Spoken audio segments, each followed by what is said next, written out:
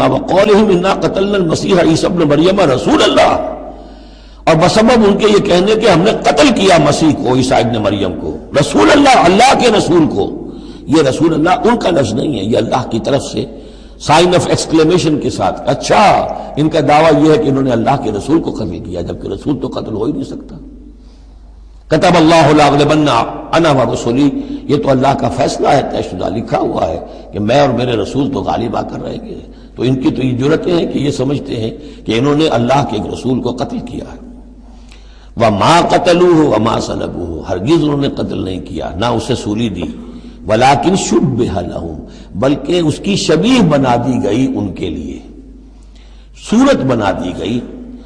مشابہت کر دی گئی اس کے ساتھ ان کے لیے، کہ انہوں نے جس کو سمجھا ہے کہ وہ مسیح ہے، وہ مسیح نہیں تھا، وہ مسیح کی جگہ کوئی اور تھا، جو انجیل برنباس سے معلوم ہوتا ہے کہ جوڈاس اسکیریوٹ، جو کہ حواریین میں سے ایک تھا،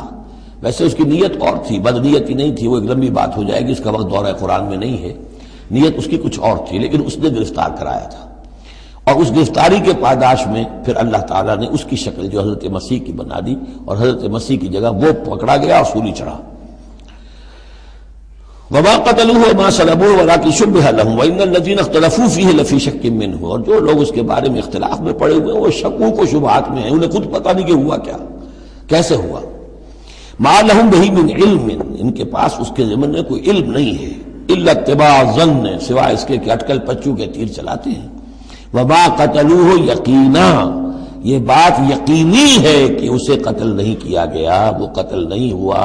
وہ صلیب نہیں دیا گیا علیہ الصلوۃ والسلام۔